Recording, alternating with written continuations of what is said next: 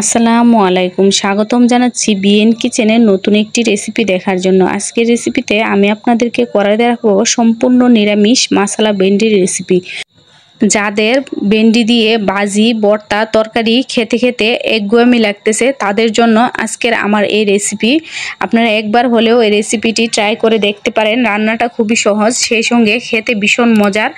গরম ভাত বা রুটির সাথে, পরোটার সাথে জাস্ট জমে যাবে। চলুন চলে যাই মূল রেসিপিতে। ভেন্ডিটা রান্না করার জন্য এখানে চুলায় একটি প্যান বসিয়ে এতে দিয়ে দিলাম তেল।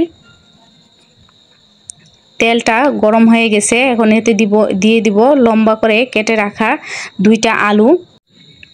এই আলুতে দিয়ে দিব পর্যাপ্ত পরিমাণে লবণ, সামান্য একটু হলুদের গুঁড়া দিয়ে নেড়ে চেড়ে মিশিয়ে নেব। মিশিয়ে নেওয়া হয়ে গেলে ঢাকনা দিয়ে ঢেকে 3 থেকে 4 মিনিট আলুটাকে আমি নেড়ে চেড়ে ভেজে নেব, যাতে করে 80% সিদ্ধ হয়ে যায়। এই যে আমার আলুটা ভেজে নেওয়া হয়ে গেছে, এর মধ্যে 2-1 বার নেড়ে চেড়ে দিয়েছি। এখন এতে দিয়ে দিব কেটে ধুয়ে পরিষ্কার করে রাখা হাফ কেজির মতন ভেন্ডি।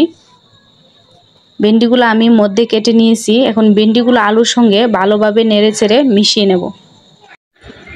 মিশিয়ে নেওয়া হয়ে গেলে ঢাকনা দিয়ে ঢেকে ভেন্ডি এবং আলু ভালোভাবে ভেজে নেব, যতক্ষণ না আলু এবং ভেন্ডি 80% মতন সিদ্ধ হয়ে যাচ্ছে ততক্ষণ পর্যন্ত ভেজে নেব। অবশ্যই একটু পরপর ঢাকনা উঠিয়ে নেড়ে চেড়ে দিতে হবে, না হলে পুড়ে যাবে। এই যে বন্ধুরা, আমার আলু এবং ভেন্ডি ভেজে নেওয়া হয়ে গেছে। এখন আমি আলু এবং ভেন্ডি নামিয়ে নেব। একই কড়াইয়ে দিয়ে দিলাম তেল। তেল গরম হয়ে যাওয়ার পর এতে দিয়ে দিতেছি হাফ টেবিল চামচের চেয়েও কম জিরা, সঙ্গে 3টা আস্ত মরিচ বা নেড়ে চেড়ে কিছুক্ষণ ভেজে নেব। এরপর এর মধ্যে দিয়ে দিলাম 2টা বড় সাইজের পেঁয়াজ কুচি। পেঁয়াজ কুচিটা দিয়ে নেড়ে চেড়ে হালকা ব্রাউন কালার হওয়া পর্যন্ত ভেজে নেব। ভেজে নেওয়া হয়ে গেছে। এখন এর মধ্যে দিয়ে দিতেছি হাফ টেবিল চামচ আদা বাটা এবং হাফ টেবিল চামচ রসুন বাটা।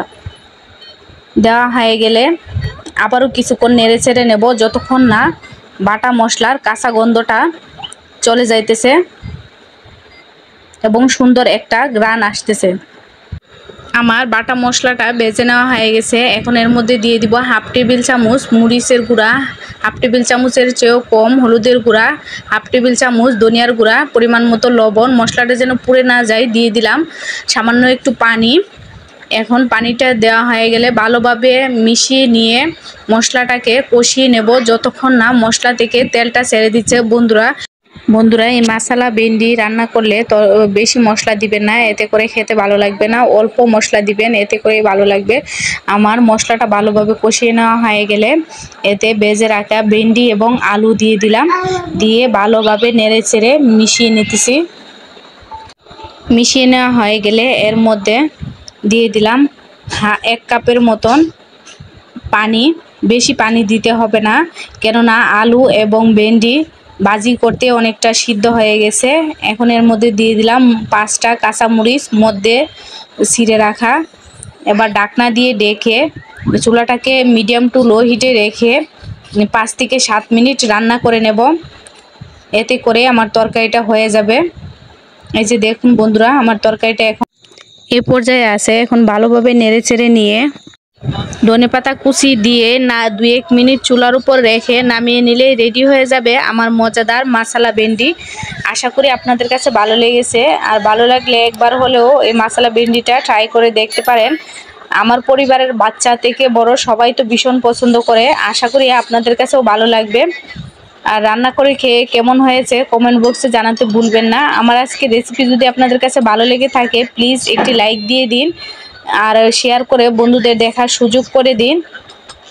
সেই সঙ্গে যদি আমার চ্যানেলে নতুন হয়ে থাকুন আমার চ্যানেলটি সাবস্ক্রাইব করে দিন। আর যদি সাবস্ক্রাইব করে থাকেন অসংখ্য ধন্যবাদ। ভালো থাকুন, সুস্থ থাকুন, বিএন কিচেনের সঙ্গেই থাকুন। কথা হবে অন্য কোনো ভিডিওতে। আল্লাহ হাফেজ।